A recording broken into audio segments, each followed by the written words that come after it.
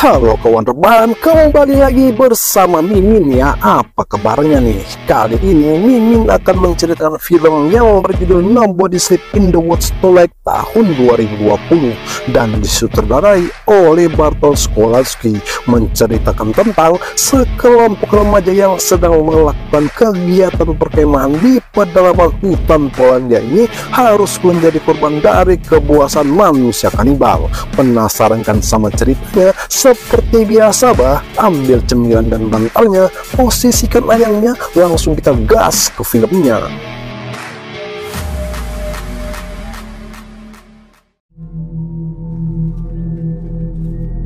Cerita berlatar di pedalaman hutan Polandia, yang dimana kita diperlihatkan dengan abah ini bernama Miroslav yang ingin mengantarkan paketan di sebuah rumah tua ini, namun tak ada satupun orang yang ditemuinya setelah berulang kali memanggil si pemilik rumah.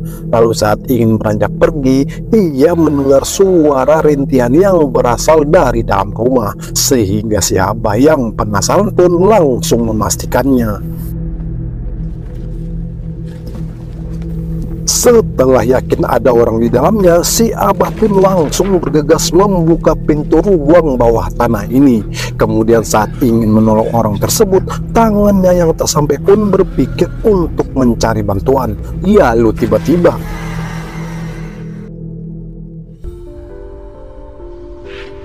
30 tahun berlalu, kita kembali diperlihatkan dengan satu bis yang menuju ke sebuah tempat perkempingan, yang dimana sesampainya mereka langsung disambut oleh Marius selaku koordinator tim di tempat ini. Lalu ia pun meminta kepada para peserta turun dari bus untuk mengabsen satu persatu dari mereka, dan juga menitipkan semua alat elektronik yang dimiliki. Di sini para peserta dikumpulkan oleh Oliver selaku pemimpin sekaligus penyelenggara perkempingan. Lalu ia pun menyampaikan kepada mereka maksud dan tujuan kegiatan ini untuk mengurangi kecanduan dari gadget dan alat elektronik lainnya. Oleh karena itu, selama di tempat ini tak ada satupun dari mereka yang diizinkan membawa barang-barang elektronik tersebut, sehingga nantinya bisa tercipta suasana kekeluargaan yang baik dan saling kenal antara mereka.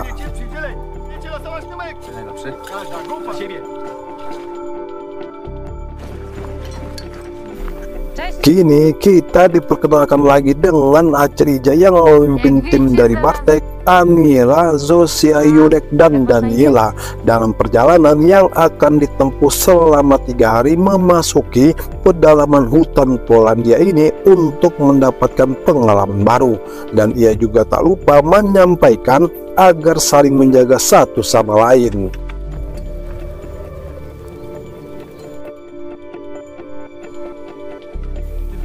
Saat dalam perjalanan, Daniela yang terus saja melihat semelehonya bodi si Aniela ini pun mulai merayunya, lalu diikuti dengan Bartek yang mengatakan kalau si Daniela itu tak pantas mendapatkan air pun langsung membuatnya marah. Ketika mengobati lukanya Bartek, Acerija yang kesulitan untuk memotong perbannya pun dikagetkan dengan Zosia yang langsung mengeluarkan pisau pelipatnya, yang mulai berpikir kalau Zosia lebih mempersiapkan perlengkapannya dan memahami cara bertahan hidup di alam liar dengan baik ketimbang 4 orang temannya ini. Kini mereka pun bergegas untuk kembali melanjutkan perjalanan. Akan tetapi Yulek yang membuang air kecil ini pun langsung bergegas mencari tempat. Lalu baru saja mengeluarkannya, ia dikejutkan dengan bangkai seekor rusa yang tiwas mengenaskan, sehingga Yulek yang ketakutan karena belum pernah melihat ini sebelumnya pun langsung memanggil Acerija dan teman-temannya. Setelah memastikan, mereka pun menanyakannya kepada Acerija yang mengatakan kalau rusa ini telah diserang oleh binatang buas. Lalu di tengah perdiskusian mereka, Zosia yang tak enak perasaannya ini dari kejauhan melihat sesuatu dari balik pepohonan, namun ia memilih untuk tak memberitahukannya kepada mereka agar tak memperkeruh keadaan.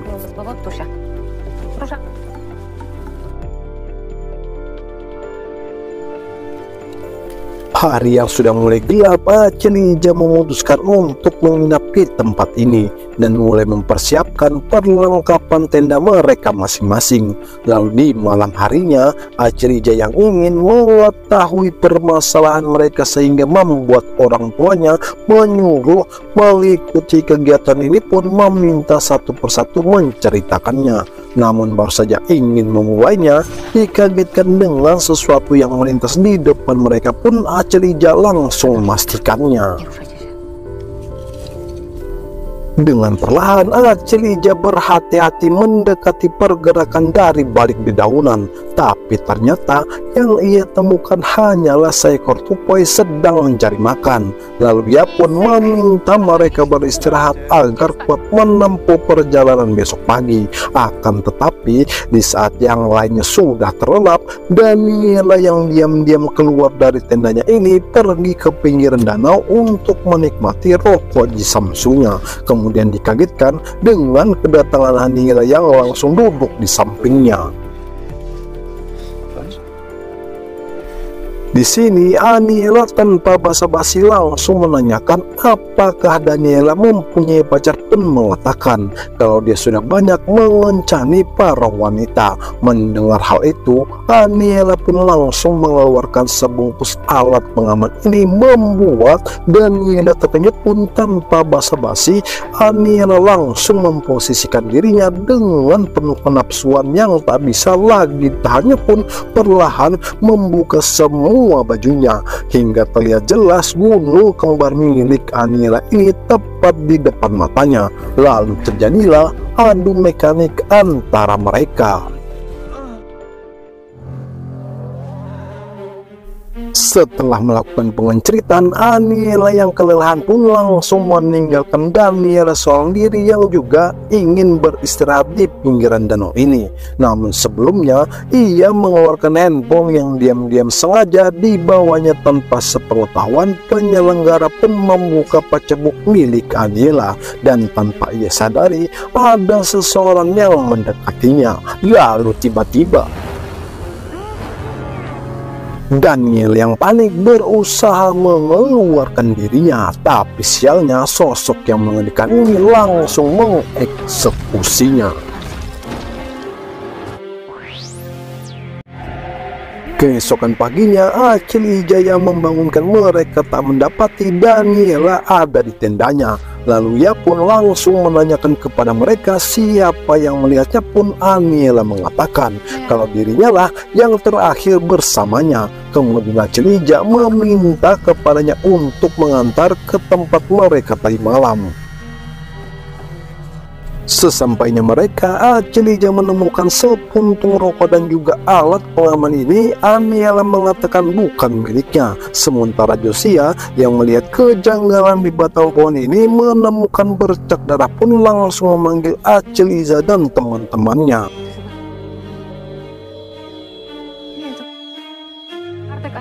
Menyadari ada yang tak beres, Acilija pun memutuskan membawa Josiah dan Yulek untuk mencari keberadaan Daniela. Kemudian meminta Bartek dan Aniela tetap menunggunya di tempat ini. Lalu mereka pun bergegas untuk melakukan pencarian.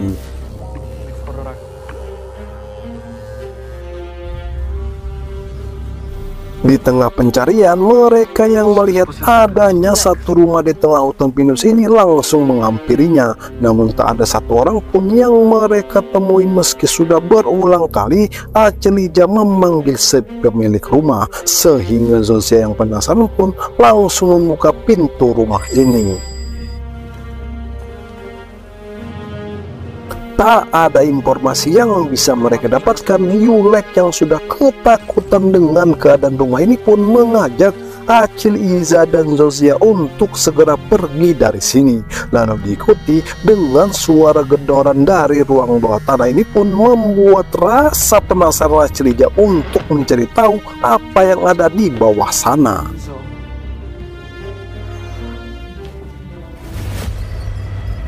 Astaga naga, betapa terkejutnya mereka saat melihat Daniela yang sudah tewas ini diikuti dengan kedatangan seseorang yang diketahui oleh Yulek pun langsung memberitahukannya kepada Acilija dan Zosia yang berada di bawah. Tapi sialnya mereka hanya bisa pasrah saat melihat orang tersebut sudah berada di dalam pun harus terjebak di dalam ruang bawah tanah ini.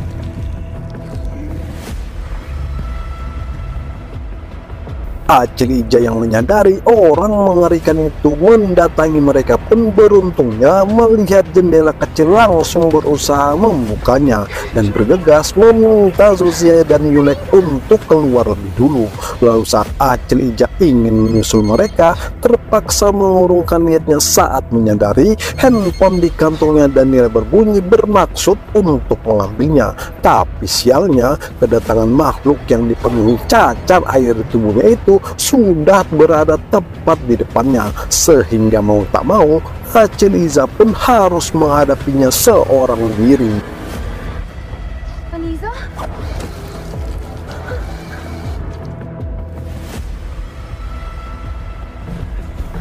Berhasil selamat dari maut yang nyaris saja menimpa mereka, kini Zosia dan Yulek pun terus berjalan di tengah hutan pinus ini tanpa arah dan tujuan yang jelas. Namun akhirnya dari kejauhan mereka melihat adanya satu rumah yang tampak berpenghuni pun langsung menghampirinya. Dan beruntungnya kawan, kedatangan mereka ini disambut dengan ramah oleh si pemilik rumah yang melihatnya seperti ketakutan pun langsung meminta segera masuk ke dalam rumahnya.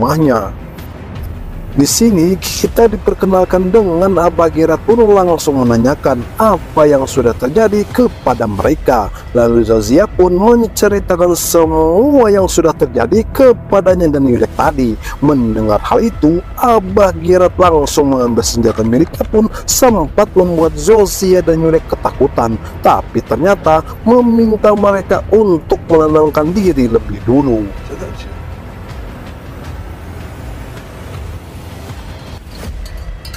Abagirat yang mengetahui siapa makhluk yang dipenuhi cacar air di tubuhnya itu pun mulai menceritakan kalau ia sudah pernah bertemu dengan makhluk tersebut.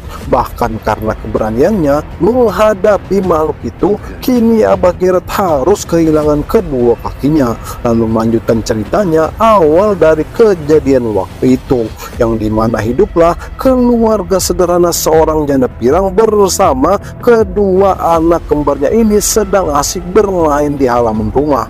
Lalu dikejutkan dengan suara keras dari ledakan meteor itu membuat serpihannya jatuh tak jauh dari rumah. Mereka pun mendatanginya dan melihat bongkahan dari meteor tersebut yang ternyata saudara kembar ini membawa dan menyimpannya tanpa sepengetahuan ibunya. Dari sinilah awal mula petaka itu terjadi, ketika batu meteor yang mereka sembunyikan di bawah ranjangnya mengeluarkan cairan hitam ini dengan cepat merasuk ke dalam tubuh keduanya.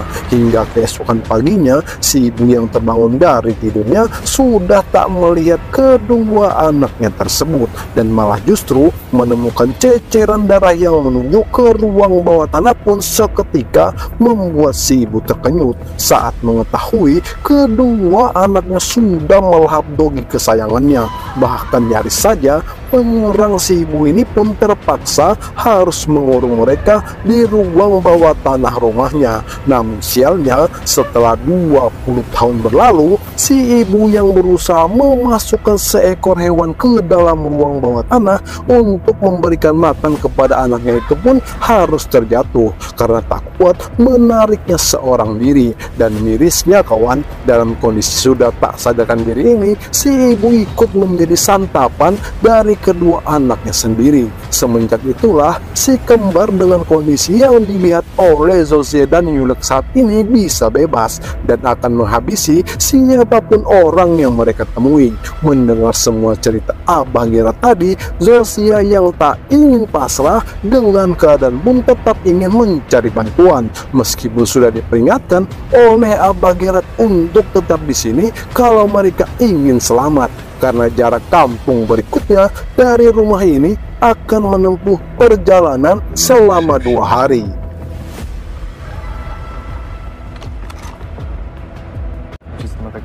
Kini kita kembali lagi dengan Anela dan Bartek yang masih menunggu pun tak menyadari apa yang sudah terjadi kepada Cirija dan teman-temannya. Lalu tiba-tiba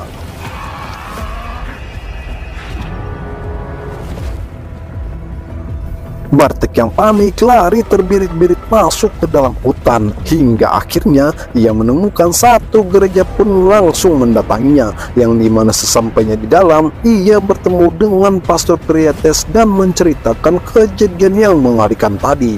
Mendengar hal itu, Pastor Prietes pun mencoba menghubungi polisi, tapi sialnya jaringan teleponnya terputus karena terjadinya badai beberapa hari lalu, sehingga semakin membuat Bartek yang ketakutan pun hanya bisa pasrah berdiam diri di dalam gereja ini.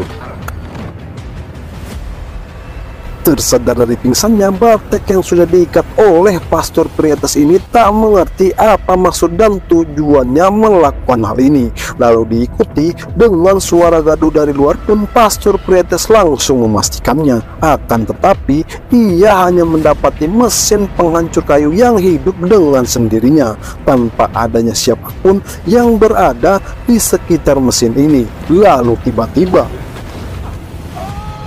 astaga naga, sungguh malamnya nasib Pastor Prietes ini kawan, yang juga menjadi korban kebrutalan manusia aneh ini, dan langsung memasukkannya ke dalam mesin penghancur kayu ini hingga tubuhnya hancur tanpa sisa. Sementara Bartek yang berhasil melepaskan dirinya pun berusaha untuk melarikan diri dari sini, namun harus mengurungkan niatnya setelah mengetahui orang aneh yang menghabisi Anela tadi sudah berada di luar pun langsung mencari tempat persembunyian. Tapi sialnya kawan, manusia ini mengetahui keberadaan Bartek pun hanya bisa pasrah.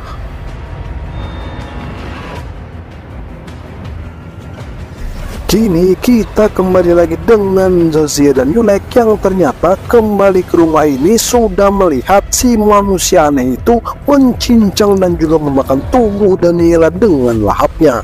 Lalu mereka pun mulai menyusun rencana yang dimana Zofia meminta kepada Yulek untuk mengalihkan perhatian manusia aneh itu agar dengan mudah Zofia masuk ke dalam ruang bawah tanah rumah ini.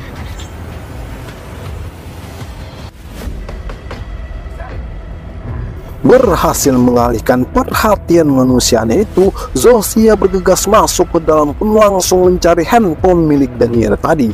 Tapi sialnya, setelah mendapatkannya ia kembali dikagetkan dengan kemunculan manusianya ini pun langsung berusaha menyelamatkan dirinya. Namun sayangnya usahanya tak membuahkan hasil dan malah justru ikut menjadi korban.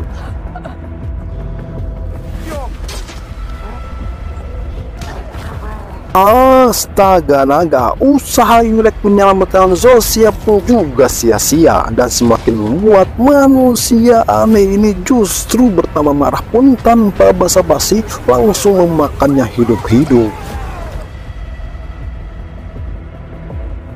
Saat terbangun dari pingsannya, kakinya sudah terikat dengan rantai, sementara Yulek yang sudah sekarat pun tak bisa menahan kesakitannya dari pisau di perutnya, sehingga mau tak mau meminta kepada Zofia untuk segera menghabisnya pun terpaksa melakukannya demi mengakhiri penderitaannya.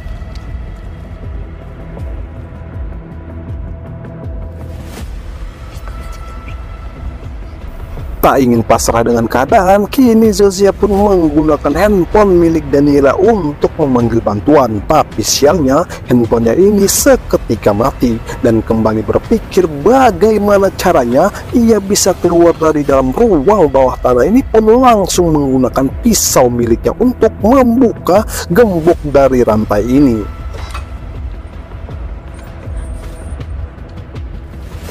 Zofia yang mengurungkan niatnya kembali masuk dan memberanikan diri untuk membalaskan semua apa yang telah dilakukan oleh manusia aneh itu kepada teman-temannya pun tanpa ragu perlahan naik ke atas. Dan beruntungnya kawan, ia melihat manusia aneh itu menikmati tidur siangnya.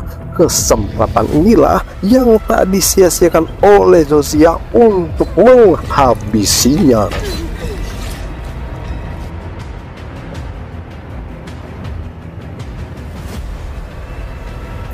Akhirnya Zofia yang kembali berhasil lolos dari maut ini pun kembali mencari pertolongan menyusuri lebatnya hutan pinus ini. Dan lagi-lagi beruntungnya kawan, kali ini yang menemukan orang yang tepat, seorang polisi kehutanan yang langsung mengamankannya. Namun saat di tengah perjalanan, Pak polisi ini tak sengaja menabrak sesuatu pun langsung memastikannya. Setelah melihatnya, Zofia yang juga terkejut mencoba memperingatkan Pak polisi ini untuk tak mendekat pun tak diperdulikannya, sehingga hanya bisa melihat saat dieksekusi oleh manusia aneh tersebut.